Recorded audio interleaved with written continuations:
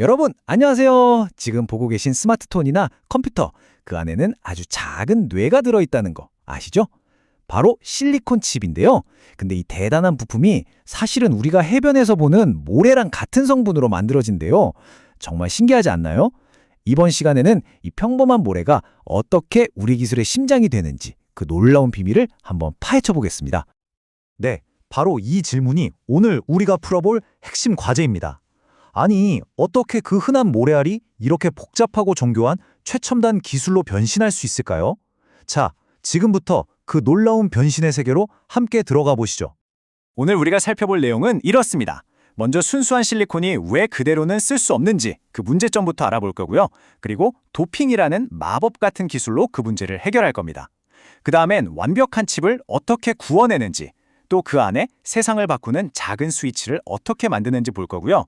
마지막으로 이 모든 기술의 미래는 어떨지 살짝 엿보는 시간을 갖겠습니다.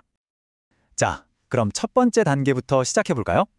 모든 이야기의 출발점은 바로 모래에서 얻은 순수한 실리콘, 그리고 이 실리콘이 가진 뜻밖의 한계점에서부터 시작됩니다.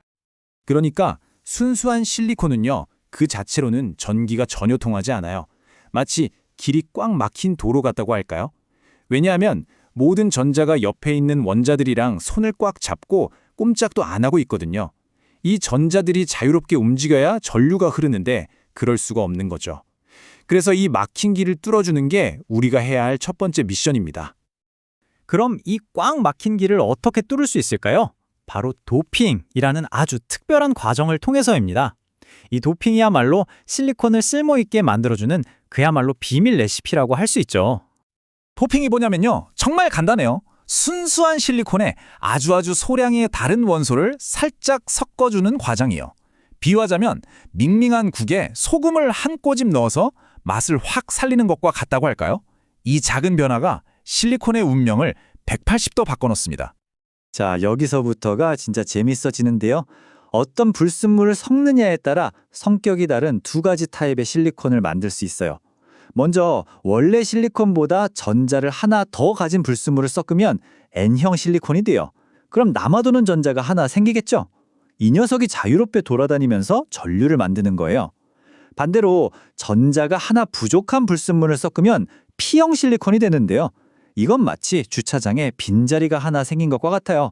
옆에 있던 차, 즉 전자가 이 빈자리로 쏙 들어오면 원래 있던 자리가 또 비게 되겠죠? 이렇게 빈자리, 우리가 이걸 전공이라고 부르는데요. 이 전공이 계속 움직이는 것처럼 보이면서 마치 양전화 플러스가 이동하는 것 같은 효과를 내는 겁니다. 자, 이렇게 N형과 P형 실리콘을 만들기로 했는데 대체 그 눈에 보이지도 않는 불순물 원자를 어떻게 실리콘 안으로 쏙 집어넣을 수 있을까요? 그 과정이 꼭 특별한 빵을 굽는 것과 아주 비슷하답니다. 이 과정을 확산 공정이라고 부르는데요. 정말 베이킹이랑 비슷해요. 먼저 아주 얇은 실리콘 원판, 이걸 웨이퍼라고 하는데요. 이 웨이퍼를 아주 뜨거운 용광로, 그러니까 오븐에 넣는 거예요. 그리고 붕소나 비소 같은 불순물 원자가 담긴 가스를 싹 흘려줍니다. 그럼 이 뜨거운 열 때문에 불순물 원자들이 마치 스펀지에 물이 스며들듯 실리콘 웨이퍼 안으로 서서히 퍼져나가는 거죠. 이 과정을 아주 정밀하게 제어하는 핵심 개념이 바로 열 예산입니다. 우리가 맛있는 빵을 구울 때도 그렇잖아요. 오븐 온도가 몇 도인지도 중요하지만 몇 분 동안 굽는지에 따라 결과가 완전히 달라지죠. 이것도 똑같아요. 확산 공정에서도 온도 D와 시간 T를 곱한 이 DT 값이 불순물이 얼마나 깊고 넓게 퍼질지를 결정합니다. 엔지니어들은 바로 이 열 예산을 원자 단위로 정밀하게 조절해서 원하는 성능의 칩을 만들어내는 겁니다. 자, 이 그래프를 한번 보세요. 이게 바로 그 놀라운 정밀 제어의 결과물입니다. 가로축은 실리콘 표면에서 얼마나 깊이 들어갔는지를 나타내고 세로축은 불순물의 농도예요. 이걸 보면 엔지니어들이 머리카락보다 수만 배는 얇은 영역 안에서 불순물의 양을 원자 단위로 제어할 수 있다는 걸 알 수 있죠. 이렇게 정교하게 쌓인 층 하나하나가 모든 전자부품의 기초가 되는 거랍니다. 자, 이제 재료 준비는 다 끝났습니다. 이렇게 공들여 만든 N형과 P형 영역들을 어떻게 조합해서 모든 현대 전자기기의 심장, 그 핵심 부품을 만드는지 한번 알아보겠습니다. 우리가 방금 만든 두 종류의 실리콘 있죠? N형이랑 P형. 이걸 그냥 나란히 붙이기만 해도 PN 적합이라는 아주 기본적인 반도체 소자가 만들어져요.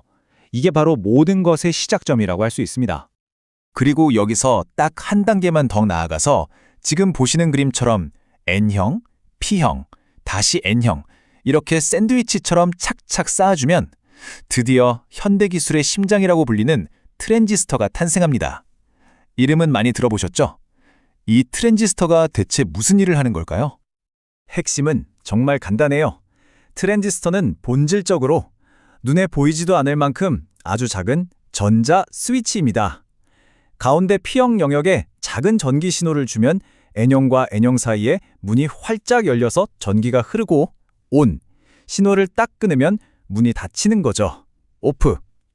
이 단순한 켜짐과 꺼짐, 이게 바로 컴퓨터가 세상을 이해하는 언어, 즉 1과 0을 만들어내는 기본 원리랍니다. 그런데요, 이 작은 스위치가 칩 하나에 대체 몇 개나 들어갈까요? 놀라지 마세요.